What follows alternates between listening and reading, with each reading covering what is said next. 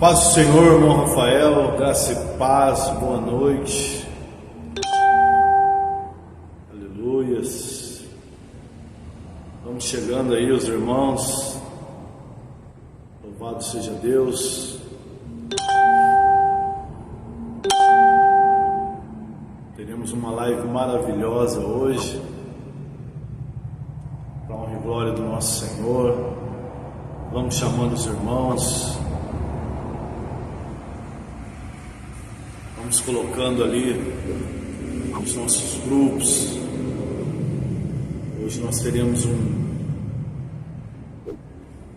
uma ministração sobre a igreja de Pérgamo, não é? Estamos entrando na terceira igreja, não é? De Apocalipse, da Ásia, a igreja da Ásia, não é? No livro de Apocalipse. Estamos entrando nessa terceira epístola, que vai ser algo maravilhoso para as nossas vidas. Irmão Ney, Valdinei, homem abençoado por Deus. Aí o Ney chegando também.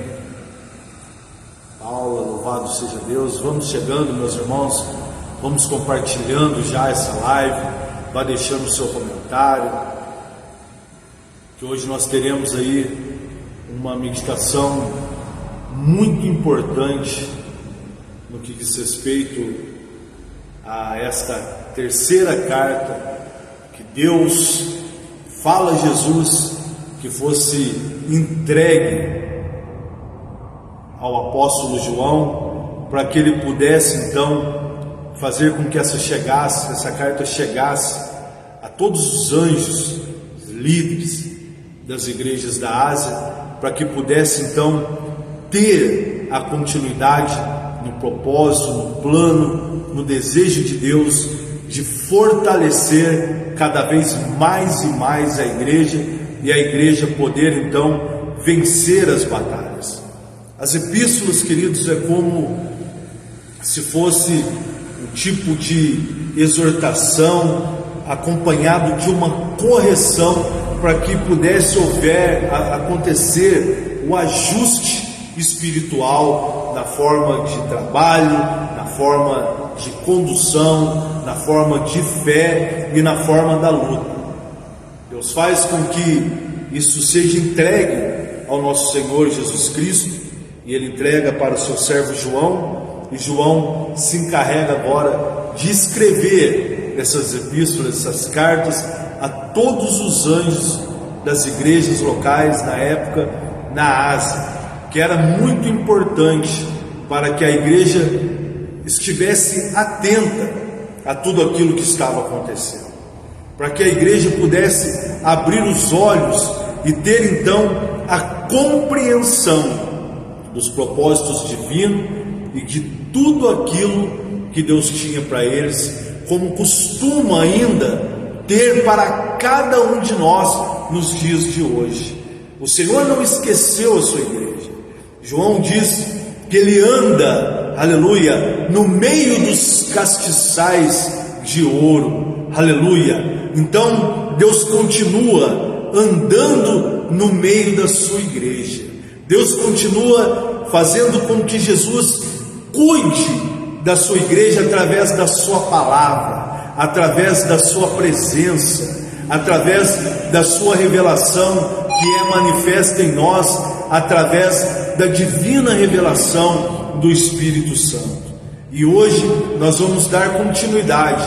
Nós já estudamos as igrejas de Éfeso, nós estudamos a igreja de Esmirna, e hoje nós vamos estar estudando a igreja de Pérgamo, ou seja, a igreja que estava situada em Pérgamo. Era como estratégia dos apóstolos na época escolherem lugares estratégicos de cada localidade para que fosse implantada a igreja de Jesus Cristo e de alguma forma o evangelho pudesse ser pregado a todos, independente de cor, raça, religião, para que as boas novas do Senhor Jesus alcançassem as pessoas. E os apóstolos escolhem então esta igreja na cidade de Pérgamo, ao contrário de Esmirna, ao contrário de Éfeso, Pérgamo era uma cidade alta, era uma cidade que estava estrategicamente localizada em um lugar alto, aonde poderia então ver tudo o que estava acontecendo, estar atento, prever uma defesa diante dos ataques dos inimigos. Pérgamo, meus irmãos, naquela época era uma cidade muito importante da Ásia. Pérgamo chegou a ser a capital da Ásia, e ali ela era conhecida pela sua biblioteca gigantesca e pelos seus políticos daquela época. E naquela época, meus irmãos, não era muito fácil ser crente, como não é nos dias de hoje também. Eles eram chamados muitas vezes de cristão, mas de uma forma de zombaria. Inclusive os próprios judeus chamavam aqueles seguidores de Cristo, não é, de Nazareno, mas também como uma forma de zombaria, de diminuição, de menosprezo, porque era muito comum naquela época eles cultuarem ao imperador. O imperador era como se fosse um tipo de um deus naquela época, que trazia provisão, que tinha um significado muito importante para o povo, inclusive perdoá-los. Então era comum que todos fossem levados a adorar a César e também a Esculápio, que era quem? O deus da medicina. Esculápio, ele tinha como referência uma palavra que era muito aplicada a ele, que era sóter, ou séter, que vem do soterolismo, que quer dizer aquele que pode remir de alguma forma, aquele que pode perdoar, aquele que pode curar. E Esculápio, ele tinha pessoas do mundo inteiro que vinham até ele para adorá-lo, para receber de alguma forma uma cura. Para vocês terem uma ideia, naquela época havia 200 templos para culto a Esculápio. E Esculápio tinha como a sua idolatria, como seu símbolo, a serpente. A serpente que inclusive é usada hoje, até hoje, não é? Simbolicamente, representando a cura na medicina. Você pode ver que todas as ramificações da medicina, elas têm por símbolo uma serpente. E esta serpente era como se fosse ali uma imagem de idolatria, e o povo era levado a adorá-lo. E inclusive quem não adorava esses deuses era inclusive recriminado, porque o imperador tinha poder até mesmo de matá-los, de prendê-los, de imputar leis rígidas e agressivas sobre o povo. Mas havia um povo de Deus, um povo cristão, que recebe uma advertência, que recebe uma carta, que recebe uma orientação da parte do nosso próprio Senhor, para que eles pudessem então estar antenados,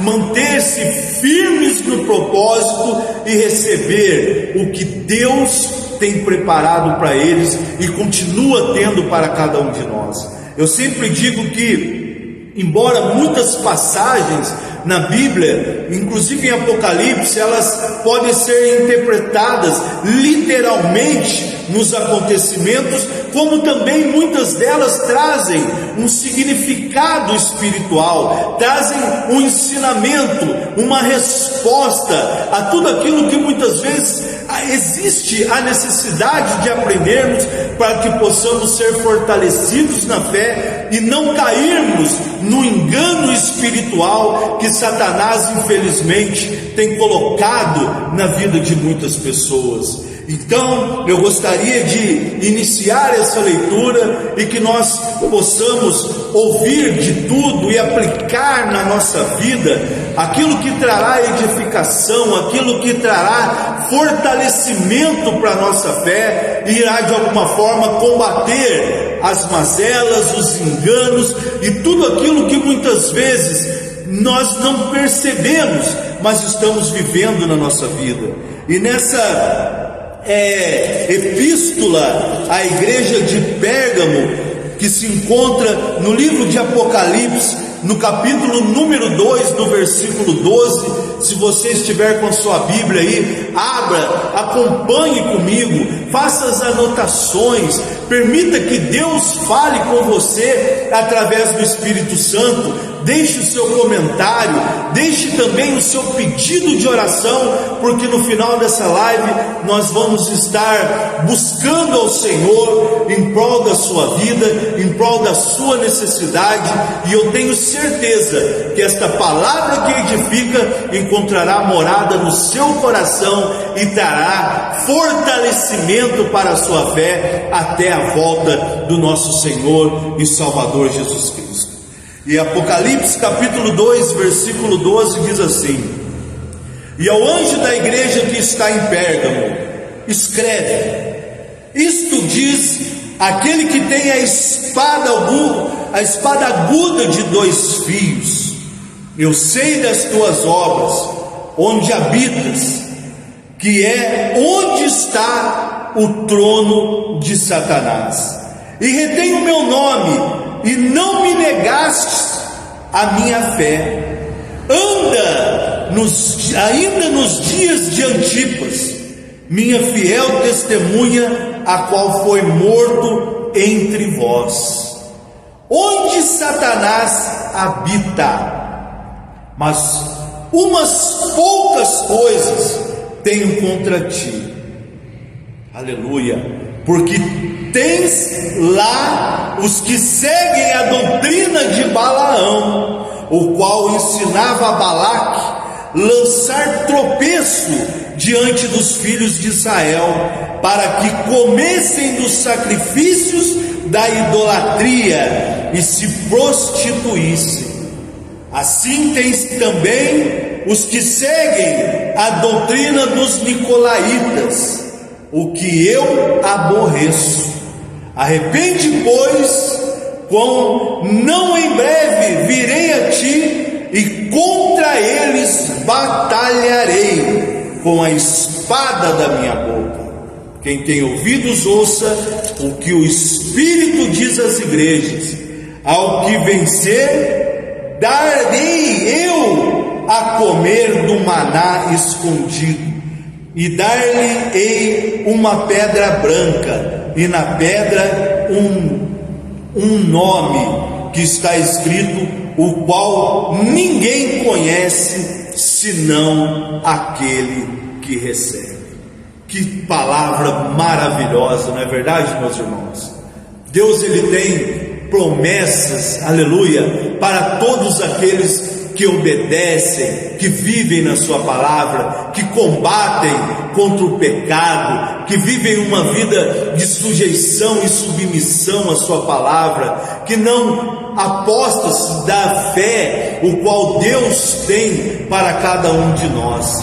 Quantas coisas maravilhosas, e Deus faz 2 promessas que chegam até essas pessoas, que é dar do maná escondido, aleluia, ou seja, Deus tem um alimento preparado e reservado somente para mim e para você, e uma pedra branca com o nome de cada um de nós escrito, e daqui a pouco eu vou falar um pouco mais sobre isso, mas eu quero te dizer que a igreja de Pérgamo naquela época era uma igreja muito confrontada, era uma igreja muito combatida, porque, como eu disse, era desprezível ser chamado cristão naquela época, era desprezível dar um testemunho de um cristão autêntico, porque eles eram zombados, eles eram combatidos, eles eram atacados e tentados muitas vezes a ser até mesmo envergonhados, porque, como eu disse, Esculápio tinha 200 templos, e a igreja cristã naquela época ainda não tinha os seus templos. Os cristãos naquela época estavam se levantando em Pérgamo com uma igreja, com um ponto, com um local para se reunir, cultuar e adorar ao Senhor, mas não havia templos naquela época, era muito difícil os templos, e inclusive eles eram zombados até mesmo nisso, porque quando falavam assim, eu sou um cristão, um seguidor de Jesus Cristo, a primeira coisa que eles perguntavam é: aonde está o seu templo? Aí eles falavam: não, nós não temos templo, nós somos o templo do Espírito Santo. E muitos riam, muitos zombavam, mas falavam para eles: de onde você vem? Quem é o seu Deus? Aonde está escrito sobre o seu Deus? Porque até então a Bíblia ainda não estava formada e nem escrita. Havia as epístolas e uma preparação para que se formasse, não é? A palavra de Deus se reunisse. E então, inclusive porque, olha só para você ver como são as coisas. Pérgamo era uma cidade que tinha a maior biblioteca do mundo naquela época, mais de 200 pergaminhos escritos. Então, quando eles falavam de história, quando eles falavam de religião, quando eles falavam de qualquer coisa associado à sua história, eles falavam: está tudo escrito aqui, está tudo na biblioteca. E a sua história, onde está escrito? Eles falavam: não, as nossas histórias foram passadas de geração em geração, através dos nossos pais, e isso era motivo de zombaria, isso era motivo de muito desprezo ao povo cristão, porque Pérgamo, irmãos, essa cidade tem um início muito interessante.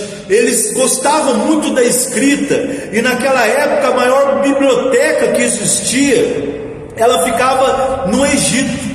E Pérgamo comprava do Egito os papiros, que eram as folhas de palhas de uma planta chamada papiro, que crescia no rio. Então eles pegavam essa planta e vendiam para Pérgamo, e essa planta era tratada tudo da maneira deles lá, e quando ela estava pronta eles usavam para escrever. Essa planta, esse material que eles usavam, essa folha dessa planta, chamava-se papiro, não é? E de repente houve uma situação entre Pérgamo e o Egito fala assim: não, agora nós não vamos mais vender nada para aquela cidade. Aí Pérgamo pega e fala: não, já que nós não temos da onde comprar o papiro, e temos a necessidade de termos a nossa história política, religiosa, nós vamos inventar uma maneira, um material para que nós possamos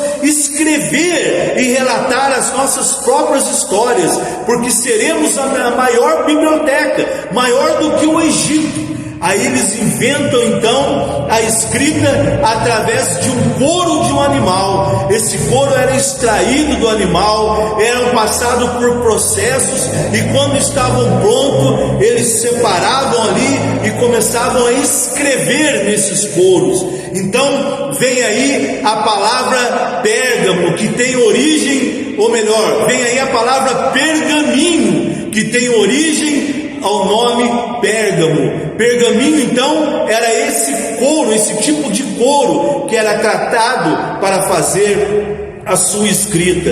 E o interessante, meus irmãos, que ela era uma cidade conhecida, como eu disse, não apenas por ser um centro religioso, mas por ter a influência do culto ao imperador, por ter também dois monumentos muito importantes, que naquela época era uma das 7 maravilhas do mundo, que era uma estátua gigantesca de Zeus e outra de Esculápio, que era uma serpente. E como eu disse no início da live, vinham muitas pessoas de várias partes do mundo, não apenas os gregos. Embora hoje esteja localizado na Turquia, ela era na Grécia. Depois ela foi conquistada pelos turcos e passou a fazer parte da Turquia. Então havia um movimento político e religioso muito forte naquela época, e havia uma necessidade de adorar muito grande, porque a idolatria imperava naquela época.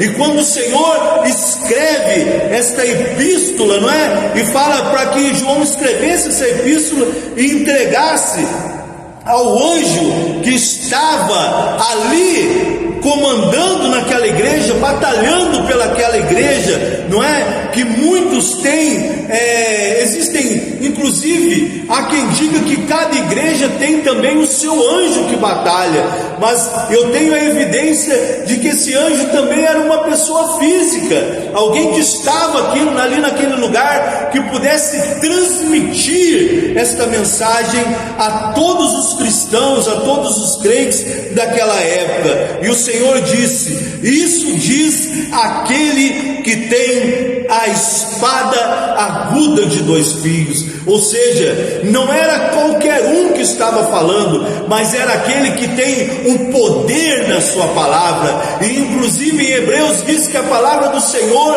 é como uma espada de 2 gumes. Ela vai cortando, trazendo discernimento, penetrando juntas e medulas e revelando tudo aquilo que está na alma do homem, não é? E quando o Senhor fala, Ele está dizendo: não importa o que aconteça, não importa o que está acontecendo, quem está dizendo é aquele que tem todo o poder, aquele que fala e acontece, aquele que tem a palavra que cura, mas também sara, aquele que tem a palavra que exalta, mas também derruba, aleluia, porque a palavra de Deus, ela tem esse propósito. A mesma palavra que muitas vezes causa a ferida, ela traz também a cura, porque o próprio Senhor faz a ferida e Ele mesmo sara. O próprio Senhor exalta, mas também derruba, aleluia. Então, meus irmãos, era aquele que tinha autoridade para dizer, para revelar algo, e ele começa dizendo para que João fizesse com que isso chegasse até os irmãos daquela igreja. Assim diz aquele que tem a espada aguda de 2 fios, e ele fala: eu sei das tuas obras, onde habitas, que está no trono, no meio do trono de Satanás, e que retens o meu nome, e não negastes a minha fé, ainda nos dias de Antipas, minha fiel testemunha, o qual foi morto entre vós, onde Satanás habita. Ou seja, o Senhor está dizendo: eu tenho visto o que está acontecendo. Eu sei que aonde vocês estão pregando a palavra, aonde vocês estão cultuando, aonde vocês estão adorando, existe o trono de Satanás, está estabelecido o trono de Satanás, mas eu sei das suas obras, aleluia. Eu tenho visto o que vocês têm feito, eu tenho visto o que está acontecendo no meio de vocês, inclusive, aleluia, inclusive não negastes a minha fé, mesmo quando Antipas foi morto no meio de vocês. A minha fiel, aleluia, testemunha Antipas. Antipas, meus irmãos, era um bispo da igreja local naquela época, que era um discípulo do apóstolo João, e ele era muito zeloso da fé, ele era muito zeloso das obras do Senhor, e tinha um temor importante naquela época. Antipas não era contaminado com falatórios que se levantavam, e nem propagava tal coisas. Antipas não era levado em roda por meio de doutrinas, mas Antipas era um homem fiel à igreja, e era um bispo daquela época, como eu disse, discípulo do apóstolo João, que foi levantado pelos apóstolos para estar naquele lugar, tomando conta daquela igreja e pregando a palavra de Deus. Irmãos, aqui eu já aprendo muitas coisas, que muitas vezes nós não entendemos o que Deus coloca nas nossas mãos, não entendemos aonde Deus nos leva a pregar o Evangelho. Queremos muitas vezes fazer aquilo que está no nosso coração, mas que muitas vezes não é o que está no coração de Deus para a nossa vida. E Antipas paga pelo seu chamado, paga pelo seu ministério com a sua própria vida. Um certo dia, eles pegam esse bispo e falam para ele: olha, adora a esse Deus, adora ao Deus do Esculapo, adora a Zeus, se prostra diante do imperador. E Antipas não nega sua fé e permanece firme, crendo no propósito do Senhor Jesus. Então eles começam a martirizar, a bater, a espancar o bispo, e de repente eles falam: vamos levá-lo para o templo de Artemis, que chegando lá, talvez ele se prostre, talvez ele adore, e se ele não adorar, nós o ofereceremos em sacrifício, aleluia, ao Deus Artemis. E de repente, irmãos, Antipas não se prostra, ele não adora, ele fala: não, a minha fé é única, a minha fé está estabelecida naquele que morreu por mim e ressuscitou por mim. A minha fé não está estabelecida em contos, em histórias, em algo que as pessoas acreditam ser relevante. A minha fé está naquele que morreu e ressuscitou, e um dia eu ressuscitarei também em Cristo Jesus para a vida eterna. E eles pegam esse bispo chamado Antipas e queimam ele até a morte. Queridos, eu aprendo com isso, que nós estamos nessa terra, que nós vivemos nesse mundo, e temos que ter o entendimento que o nosso corpo e a nossa vida, ela tem que ser apresentada a Deus como um sacrifício vivo no altar de Deus, não para o nosso próprio egoísmo, não para a nossa própria vida, ou muito menos pela nossa vaidade, mas entendemos que somos sacrifício vivo no altar do Senhor. E ali estava o templo de Satanás. Porque, queridos, as pessoas naquela época, além delas terem que fazer tudo isso que eu falei, prestar esses cultos a Satanás, eles ainda tinham algo que influenciava a sua vida. Dentro da igreja havia muitas pessoas ali naqueles locais que queriam contaminar a igreja de toda maneira, de toda forma, e se infiltravam. E no versículo número 14 diz assim: mas poucas coisas tenho contra ti, porque tem lá os que seguem a doutrina de Balaão, o qual ensinava os filhos de Israel para que comessem dos sacrifícios da idolatria e se prostituíssem. Preste bem atenção nesses dois versículos. E o 15 diz assim: também os que seguem a doutrina dos nicolaítas, o que eu aborreço. Não era fácil ser cristão naquela época. Havia muitos que seguiam a doutrina de Balaão. Eu vou falar um pouco sobre a doutrina de Balaão. E também os que pregavam aquilo que os nicolaítas faziam. Misericórdia, era a doutrina de Balaão com influência dos nicolaítas. Balaão, irmãos, para vocês entenderem, ele foi um profeta do Antigo Testamento. Em Números 22, versículo 2, e 23, versículo 8, ele foi um profeta totalmente corrompido e levantado para profetizar contra o povo de Israel, porque muitas coisas que Balaão falava acontecia. E de repente alguns reis daquela época, inclusive Balac, chega até ele e fala: olha, Balaão, profetiza contra Israel.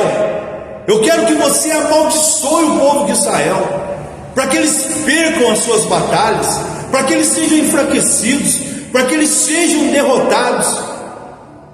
E no capítulo 23 de Números, eles levantam 7 altares, apresentam ali 7 bezerros e 7 carneiros. E de repente, irmãos, quando Balaão ia profetizar tudo aquilo que era contrário, ele não conseguia. Ele profetizava bênçãos, aleluia, para o povo de Israel, e o povo de Israel prevalecia. Eu quero te dizer uma coisa nessa noite: que nenhuma arma preparada contra ti prosperará. Eu quero te dizer nessa noite que ainda que se levante pessoas para te deter, para mandar maldição pela sua vida, da parte do Senhor, ela já está repreendida e prosperará e terá realidade somente aquilo que sai através da boca do Senhor, aquele que tem a espada aguda, aleluia. Quantas pessoas se levantam contra a minha vida, contra a vida da minha família, contra o meu ministério, com mentiras, com engano, com fofocas, com afrontas, mas Deus não deixa que isso prevaleça. E muitas vezes as mesmas bocas que amaldiçoam têm que abençoar.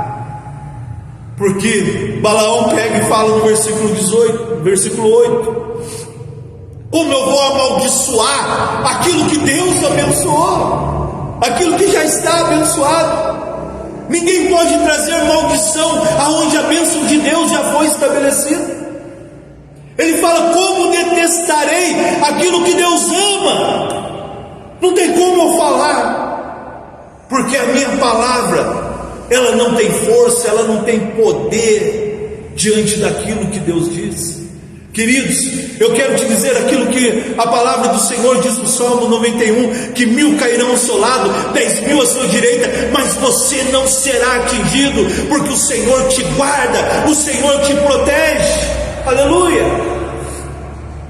Eu quero te dizer que sobre a sua vida não cabe nenhum encantamento, porque Deus tem te abençoado. Glória a Deus. Se você está recebendo, comece a curtir, comece a compartilhar, aleluia. Comece a deixar aí o seu comentário.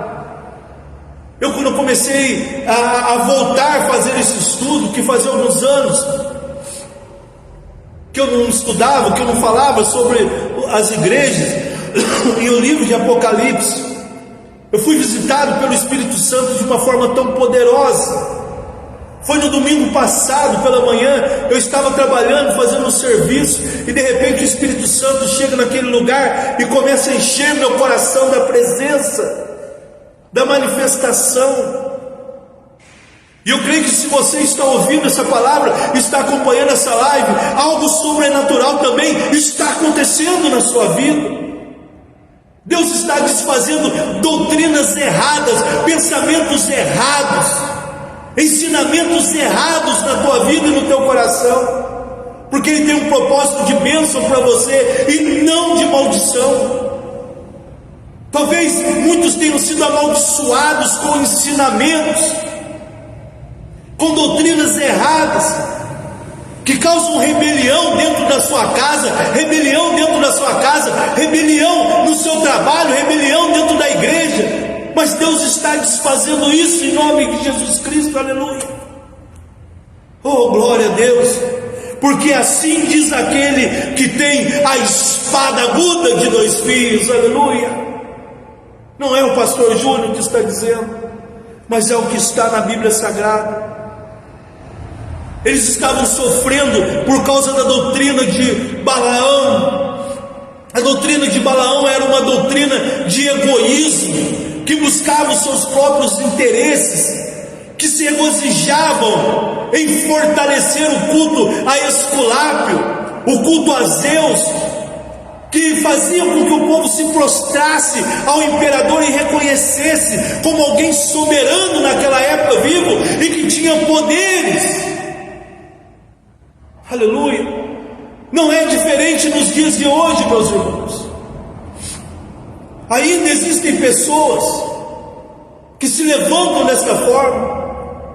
Uma vez, há uns anos atrás, eu estava conversando com um pastor. Ele falou para mim: vocês têm uma igreja agora, né? Como que chama? Falei: Ministério Compartilhar Comunidade Cristã. Aleluia. E de repente ele falou para mim: é templo próprio? Vocês compraram? Eu falei: ainda não. Se Deus quiser que um dia a gente tenha o templo próprio, teremos o templo próprio. Se Deus achar que não devemos ter o templo próprio, não teremos o templo próprio. Mas nós somos templo do Espírito Santo. E uma coisa eu sei que Deus quer: que preguemos a sua palavra, que preguemos a sua verdade. E isso nós vamos fazer, com ou sem templo próprio. Eu falei assim, embora eu tenha falado às vezes um pouquinho ríspido, porque essa conversa estava sendo num tom de afronta. Ele falou: pois é, Eu tenho templo próprio, meu templo é grande, meu templo tem tantas salas, meu templo tem isso, tem 200 tantos membros na minha igreja, eu tenho isso, eu tenho aquilo outro, eu tenho aquilo outro. Como se a fé fosse medida por templos constituídos, por templos construídos, pelo tamanho da igreja ou pelo número de pessoas que frequentam essa igreja. Você vê que o egoísmo, a vaidade e o orgulho daquela época ainda imperam nos dias de hoje. Não, porque a minha igreja tem isso, tem aquilo. Não. Quando as pessoas perguntam o que tem na sua igreja, eu digo: a palavra que liberta, o poder do arrependimento. E ali nós pregamos a palavra mais poderosa que um homem já disse: eu te perdoo, aleluia. E digo isso com alegria, com satisfação, porque aqui nós pregamos o arrependimento, aqui nós pregamos a santidade, aqui nós pregamos a graça, aqui nós pregamos o perdão e combatemos contra todo tipo de pecado. Nessa época era a obra dos nicolaítas e a doutrina de Balaão, que os nicolaítas sim tinham prazer em fazer com que ela fosse propagada. E de repente, meus irmãos, o que acontece? Eles começam a ter um entendimento, não é? E no versículo número 15, eu vou correr um pouquinho aqui, diz assim, no final do versículo 14 fala assim: para que comessem dos sacrifícios da idolatria e se prostituíssem, assim também os que seguem a doutrina dos nicolaítas, o qual eu aborreço. Sabe o que eles faziam? Eles começaram a ter um entendimento, porque eles queriam destruir a igreja, mas eles matavam o bispo da igreja e a igreja continuava sendo igreja. Eles matavam os irmãos queimados, apresentavam a eles em espetáculo. Era como se fosse no dia de hoje pegar e falar assim: ó, vai ter o jogo do Brasil e Corinthians, um exemplo, aqui do lado de casa, vai ser um jogão. Aqueles que gostam de MMA, hoje vai ter a luta do fulano de tal, do ciclano, vai ser uma lutona. Ninguém perde, porque é um espetáculo. Eles promoviam espetáculos naquela época, e os templos se enchiam, o Coliseu enchia. Os templos que eu digo é o templo aos outros deuses. E ali eles pegavam cristãos e queimavam vivos, jogavam para os leões, para os animais devorarem eles, cozinhavam eles em óleo, como tentaram fazer com o apóstolo João. E aquilo para as pessoas era um espetáculo, era uma maravilha. Todos ficavam ansiosos para esse espetáculo. Mas isso não pode destruir a igreja do Senhor. E Balaão chega à conclusão, e isso vai andando, e a obra dos nicolaítas, e alguém se levanta naquela época e fala: olha, não adianta jogar ele para os animais comerem, porque eles não negarão a sua fé. Daniel foi jogado na cova do leão, e ali o Senhor foi lá, o Deus deles foi lá e fechou a boca do leão. Sadraque, Mesaque e Abednego foram lançados na fornalha de fogo, não adiantou nada. O Senhor estava lá, tinha um homem lá junto com eles, que não deixou que eles queimassem. Crucificaram o nazareno deles lá, e não adiantou nada. Existe uma forte corrente, que é testemunho dos apóstolos do povo dele, que ao terceiro dia ele ressuscitou. Então não tinha como acabar com a igreja e nem matar os cristãos. Eles pegaram e falaram assim: vamos fazer uma coisinha, vamos só fazer com que eles entendam que a imoralidade não é pecado, que o sexo não é pecado. Porque inclusive o autor, o fundador que promovia essa obra dos nicolaítas, que muitos dizem que chamavam-se Nicolau, os historiadores dizem que esse homem, ele tinha o desejo de ter várias mulheres, mas ele não aceitava que aquilo era um erro. Então ele cria a doutrina que o que importa para o homem é ser feliz, porque se ele pecar, Deus vai perdoar. E quanto mais ele pecar, mais a graça de Deus vai fazer presente na vida dele. E propagavam esse engano, essa mentira. Como muitos nos dias de hoje pensam assim: vou fazer o que for, depois eu falo: Deus, tudo certo, perdão, tá bom? E Deus perdoa e acabou. Não, eu posso errar, cair 1 bilhão de vezes, o Senhor vai me levantar. Era mais ou menos isso. Eles pregavam a imoralidade, o egoísmo, o politeísmo e inclusive o paganismo. E eles queriam que isso entrasse dentro da igreja. E eles pegam e falam assim: vamos colocar nossas mulheres formosas aqui, eles vão se apaixonar por elas, e quando eles se envolverem com elas, eles serão obrigados, eles comerão dos alimentos que nós sacrificamos aos deuses, e quando eles comer, eles vão estar andando em pecado, porque é abominação participar de tudo aquilo que é oferecido e sacrificado a Deus. E dessa forma nós vamos pegá-los. Por isso que Jesus fala que ele tem, olha só, ele fala assim: assim tens também os que seguem a doutrina de Balaão, dos nicolaítas, os quais eu aborreço. Mas o versículo 14 ele fala assim: mas umas poucas coisas, ou seja, aquilo que muitos achavam insignificante, pouquinha coisa. Porque muita coisa às vezes a pessoa não faz, não é verdade? Mas a pouquinha coisa, mas o que tem isso? Mas só dessa vez. Mas é só de vez em quando. E Deus usa o mesmo termo que Balaão usou. Não, isso aqui vai ser uma coisinha simples. Poucas coisas, irmãos, nos afastam da presença de Deus.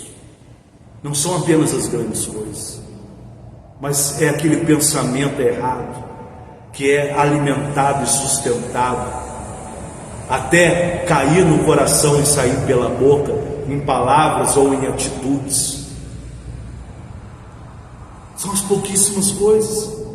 E muitos naquela época se corromperam, achando que não tinha nada a ver, e quando viram, estavam crendo, acreditando no cristianismo, dentro da igreja, pregando, cultuando, celebrando, mas estavam cheios das doutrinas dos nicolaítas, das doutrinas de Abraão, de Balaão. Abraão não, misericórdia.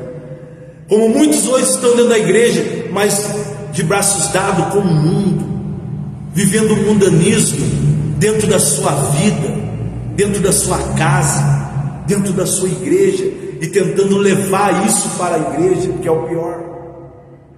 E o Senhor fala para eles: arrepende, pois, tão brevemente virei a ti, e contra ti batalharei com a espada da minha boca. Olha Deus falando de novo. E muitos não entendem que a maior arma que um homem pode ter para lutar contra o mal e contra o pecado é a palavra. Porque quando a Bíblia fala que Deus batalhará, que Deus virá batalhar, não está dizendo que Deus vai lutar, que vai haver uma guerra, não é isso não, que vai haver um confronto, não. Apocalipse diz que o Senhor virá apenas para publicar, tornar público a Satanás a sentença, o cumprimento da profecia, o cumprimento da palavra contra ele, e o lançará no lago de fogo, junto com os demônios, junto com a besta e com todos os seus seguidores. Porque Deus não vai julgar o homem. O que é julgado são as nossas obras, meus irmãos. É isso que nós temos que entender. O que virá nesse dia não será uma batalha, uma guerra, como muitos infelizmente nos dias de hoje têm lutado contra a carne e contra o sangue, mas têm esquecido que Jesus não lutará nem com Satanás, porque a batalha maior de Jesus Cristo ele venceu na cruz do Calvário, quando ele entregou a sua vida em sacrifício, morreu, ressuscitou, está vivo à destra do Deus Pai Todo-Poderoso, aonde recebeu o nome que é sobre todo nome, o nome que tem poder nos céus e na terra, na minha e na sua vida. Aleluia! Não temos que lutar contra nada, apenas temos que decretar com fé, tirar do nosso coração essa palavra, essa espada aguda e dizer: enfermidade, não lutarei contra você, porque Jesus já te venceu na cruz do Calvário. É isso, meus irmãos. Mas para que isso aconteça, precisamos ter fé, precisamos viver. O que o Senhor queria de Pérgamo é isso, que eles estavam num trono, no meio do trono de Satanás, deuses por todos os lados, situações difíceis, perseguição, mas eles tinham que dar uma resposta, aleluia, ao trono de Satanás, porque quando a Bíblia fala do trono de Satanás, não existe outro trono estabelecido, senão o trono do Rei dos Reis e Senhor dos Senhores, que é Jesus Cristo. Mas Satanás quer colocar o seu trono, ele quer ser o centro, como muitas vezes ele coloca no coração das pessoas, e elas querem ser o centro de tudo, com orgulho, com vaidade. Eu sou, eu faço e aconteço, se não for eu, o negócio não vai. Satanás está querendo estabelecer um trono, aonde já está o trono de Jesus Cristo. E o Senhor fala para eles: arrepende, quando não, em breve virei a ti, e contra eles batalharei com a espada da minha boca. A resposta que nós devemos dar a tudo isso é uma resposta que tem que ser dada no altar, uma adoração legítima, uma adoração que atrai a presença de Deus, uma adoração que provém a resposta de Deus. Quando nós abrimos os nossos lábios para louvar e adorar ao Senhor, não é por egoísmo, não é por vaidade, mas é porque Ele vive e reina para todo sempre. A resposta que temos que dar no altar contra o trono de Satanás é trabalharmos na obra, trabalharmos com alegria, com disposição, e sabendo que nenhuma doutrina, que nenhuma perseguição pode nos impedir.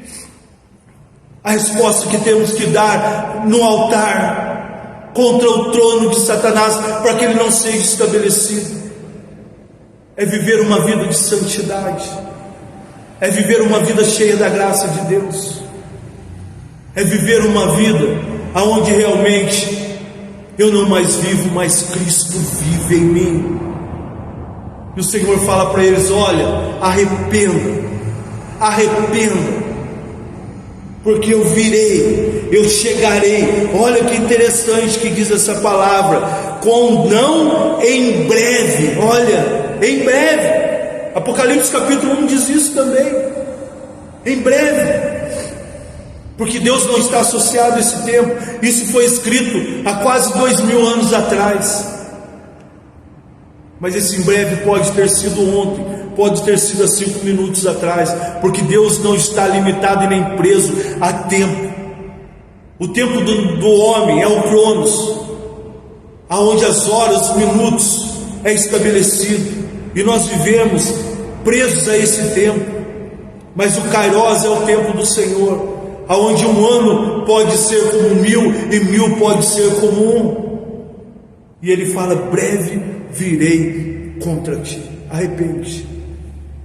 O propósito do meu coração é a todos, aonde estiver chegando esta palavra, esse ensinamento, é que nós possamos nos arrepender, enfraquecer, exterminar, derrubar toda doutrina que seja de Balaão, que seja imposta por qualquer coisa, e olhar para Jesus, o autor e o consumador da nossa fé. É arrepender, é produzir fruto de arrependimento, porque o homem não é conhecido pelaquilo que ele faz, pelaquilo que ele acredita, sabia? Mas Deus conhece a pessoa pelo fruto, aleluia. Porque quem tem fruto está no Senhor. A vara de si mesmo não pode dar fruto, está em mim e eu em vós. Eu sou a videira verdadeira, meu Pai é o lavrador. Se eu estou em Cristo, eu produzo fruto que condiz com a árvore a qual eu estou plantado. Não adianta falar: não, olha o meu fruto aqui. mas não são frutos de quem está plantado em Cristo. Não são frutos de amor, de arrependimento, de perdão, de compreensão, de santidade, de fé, de devoção ao trabalho, à obra. E quando Jesus olha, Ele não vê a minha aparência de crente, Ele não vê o meu rótulo de pastor. Muitos hoje querem aparecer e querem ser, querem mostrar que são santos, que têm santidade na sua vida, mas o fruto que produz não condiz com aquilo que ele crê, porque as suas atitudes não condizem com aquilo que ele acredita. E Deus olha, e Ele não conhece o homem se o fruto dele não for o fruto, aleluia, da árvore, da videira verdadeira. É assim que Ele nos conhece. E Ele fala: arrepende. Irmãos, Pérgamo passava um momento difícil, viviam grandes lutas na sua igreja, e Deus permitia, como permite nos dias de hoje. Uma vez eu tinha um veículo de GNV, eu fui para o Imetro fazer inspeção. Aí o rapaz falou assim: falei para ele, quanto que aguenta esse cilindro aí? Um exemplo, ele falou: 10 PSI, um exemplo. E quanto vocês colocam? Eu achei que eles colocavam 10 PSI, não desse problema, não estourasse nada. Ele falou: não, nós colocamos 1000, tantos, eram 100 vezes, quase mais. Falei: nossa, mas não explode? Ele falou: não, porque para nós darmos a garantia, nós temos que fazer 10, 20, 30, 40, 100 vezes mais o que é para ele suportar. E hoje eu lembrava disso, meus irmãos. O porquê que muitas vezes Deus nos deixa estar no deserto, passarmos por extremos na nossa vida. Quantos momentos dificílimos você já passou na sua vida, e você não perdeu, você venceu. Se você olhar e falar: puxa vida, eu achei que daquela vez não ia dar certo, aleluia. Sabe por que Deus permite? É porque se você aguenta uma pressão de 10 quilos, Ele te submete a 1000 PSI, é porque Ele sabe que você vai aguentar até o final da sua vida com 40% a mais, com 30% a mais ou a menos. Ele sabe que Ele nos forja nas grandes lutas, porque Ele sabe que se formos forjados nas grandes lutas, as pequenas nós suportaremos, e suportaremos todas, porque acreditamos que Ele esteve conosco. Quantas lutas grandes nós já passamos, e às vezes as pessoas passam por lutas, eu não aguento mais. A gente vai falar: eu passei por isso e venci, você vai vencer também, porque se for fiel no pouco, no muito, Deus nos coloca. Se vencermos as grandes, as pequenas venceremos também. E é o tempo, meus irmãos, de trazermos esse entendimento para a nossa vida, de aplicarmos as advertências e as exortações que o Senhor fala a essas igrejas em nossas vidas, de se enquadrar, de parar de fazer vista grossa e achar que está tudo bem. Não, precisamos estar no enquadramento disso tudo, porque só assim venceremos. E a palavra do Senhor diz: quem tem ouvidos ouça o que o Espírito diz à igreja. Ao que vencer, aleluia, ou seja, a mim e a você, darei de comer do maná escondido, e dar-lhe-ei uma pedra branca, uma pedra o qual o novo nome está escrito, o qual ninguém conhece senão aquele que o recebe. O maná escondido é a provisão eterna de Deus na nossa vida. Naquela época o povo estava no deserto, Deus dava o maná, não podia recolher e nem guardar para o outro dia, porque apodrecia. Era uma porção diária, para mostrar que aquilo que Deus dá hoje, Ele dará amanhã e dará em todo tempo na nossa vida. Existem provisões na nossa vida que ainda não chegaram, porque não é o tempo dela chegar, mas está guardada com Deus. E naquele dia difícil, Deus te sustentará, Deus te alimentará com a provisão que eu não conheço, mas que está guardado para aquele que vencer o dia mau. E quando suportarmos tudo isso e a trombeta tocar, o maná não será mais, vamos dizer assim, para um dia, mas o maná escondido será para a eternidade na nossa vida. Eternamente seremos sustentados e alimentados, não somente por aquilo que cai do céu, mas por aquilo que vem das mãos do nosso Senhor, aleluia. Ele mesmo nos servirá, porque existe uma mesa, um banquete preparado para aqueles que não se alimentarem, aleluia, da prostituição, das obras, dos alimentos consagrados a ídolos que hoje são oferecidos através de músicas, através de costumes, através de tudo aquilo que é consagrado a Satanás e que muitas vezes tem satisfeito a mente e o coração de muitas pessoas. Não, o maná escondido, aleluia, está reservado para mim e para você. Mas pastor, e a pedra branca com o nome escrito que ninguém conhece, senão aquele que recebe? Era um costume naquela época, meus queridos,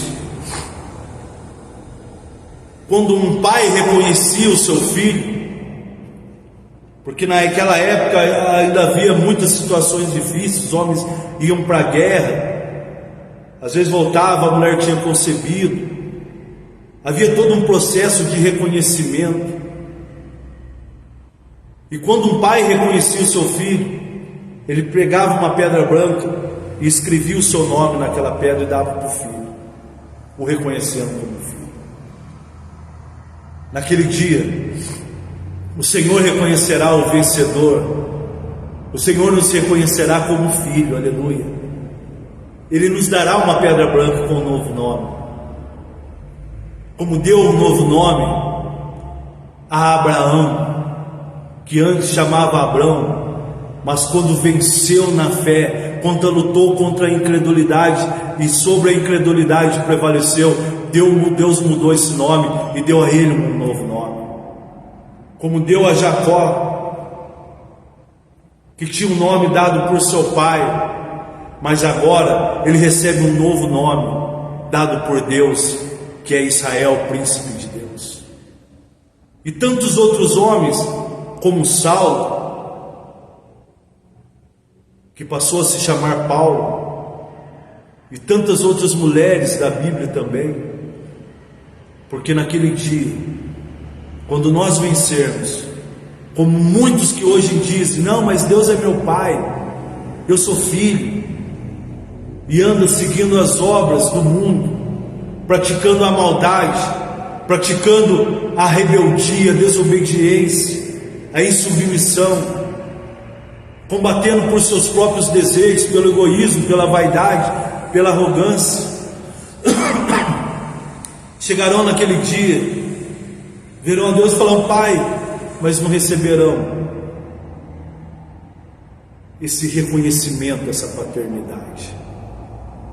Por isso, meu querido e minha querida, lute, combata, viva, santifique sua vida para Deus, para o seu chamado, para a obra de Deus, para tudo aquilo que é imposto nas suas mãos para fazer. Faça de coração como a Deus e não ao homem. Deus abençoe sua vida em nome de Jesus. Obrigado pelo carinho, pela participação. Semana que vem teremos um novo estudo. Semana que vem será maravilhoso. Nós estudaremos a igreja de Tiatira, a quarta igreja, e veremos tudo, seu significado, seu propósito e o que Deus tem para essa igreja, que é para cada um de nós nos dias de hoje. Eu quero orar por você, eu quero orar pela sua família, eu quero orar por cada pessoa que apresentou o seu pedido de oração, e eu tenho certeza que o novo de Deus chegará até o seu coração, chegará e será manifesto através dos seus lábios e através das suas obras. porque Deus deseja que combatemos nessa terra, porque venceremos em Cristo Jesus. Mas precisamos lutar aqui para receber o que Deus tem preparado para nós, quando a trombeta tocar e quando esse grande dia chegar. Como eu disse, não haverá batalha. Deus vai pisar, acabou. Não vai haver guerra,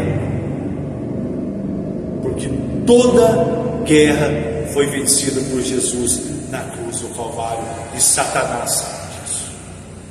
Que Deus abençoe a todos em nome de Jesus. Feche seus olhos, vamos orar. E só lembrando, amanhã nós temos culto de libertação, às 19h30.